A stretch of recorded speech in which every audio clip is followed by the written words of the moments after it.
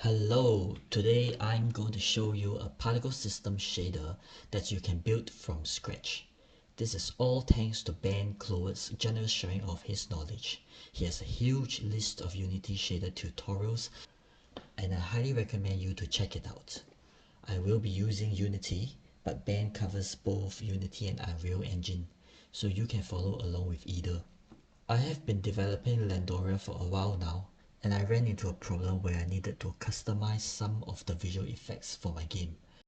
One of the scenes is a battlefield in which the player takes his army and troops into battle.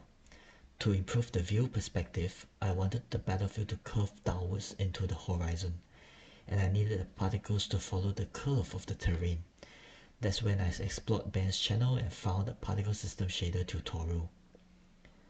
If you haven't watched Ben's videos, I will just spoil it for you here and tell you the key idea how this is done. So this is the particle shader, and you can see that this is actually a single mesh.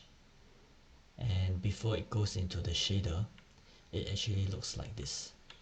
It is just a stack of cards, and each card has its own vertex color, which is a unique ID for each of the cards. When it goes through the shader graph, we will then displace the quotes to achieve the effects that we want. This is the whole shader modified from Ben's video, and I'm just going to go straight into it. If you want to know how to get to here, please watch Ben's videos.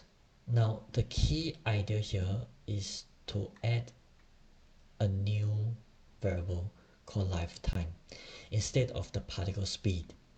So here in the beginning, I've removed the particle speed and replace it with just time.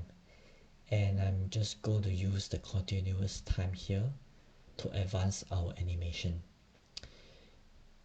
We take the time and we add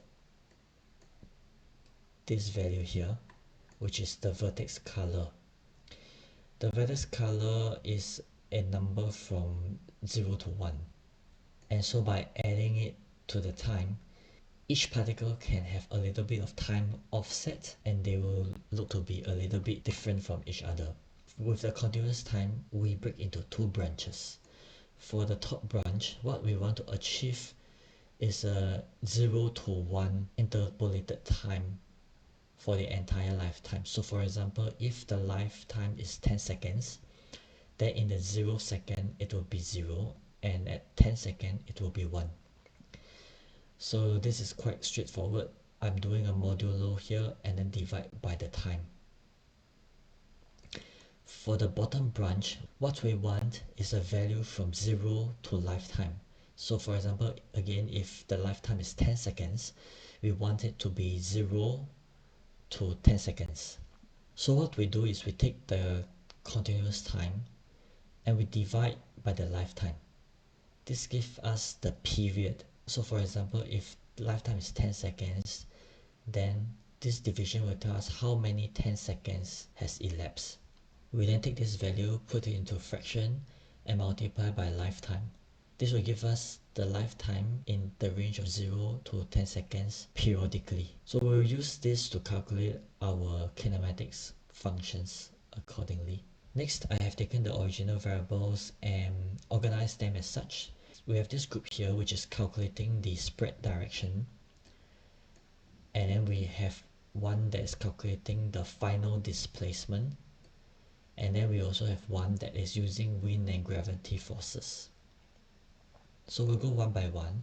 For the spread direction, it is mostly the same as the original. We take the spread, we remap it to 0 and 2, then we multiply it by -1 to 1. So this will give us a range of -2 to 2, and then we add this to our user-defined particle direction. We then normalize this vector. So now we have a spread direction vector. Next, we calculate the final displacement. So with the lifetime variable, we can very easily calculate the final displacement, which is half times final velocity plus initial velocity multiplied by the lifetime. And then we take this displacement and multiply by the spread direction. This will give us the expected final direction based on the velocities and the lifetime. And then here we can do a loop starting from 0, 0, 0, which is no displacement, to the final displacement. And here we are using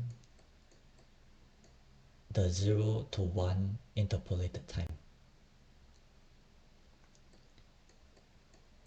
Next, we will calculate the wind and gravity, which we will treat them as acceleration.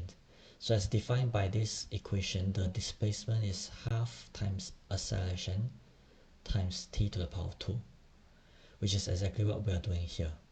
We take the wind and gravity acceleration, add them together, multiply by the square of the time. Here, the time needs to be the real time. So if we go back here, it is the lifetime from 0 to 10 seconds, for example. And then we multiply by 0.5 to get the displacement due to the acceleration of the wind and gravity. And then we take the two displacements, we add them together, and this will give us the final displacement from its starting position. So we take these two values and then we put this into the add node, and we are adding this to the initial position, which I have not changed from Ben's original shader. Yup, that's it for the shader, and we can now go into the scene and play with the variables, which will be working correctly now. If we change the velocity n to 0, it will no longer go back to the original position. It just slows down to 0 velocity and then it falls straight down. Alright, thanks for watching, and if you have any other solutions, please feel free to comment. Thank you and bye.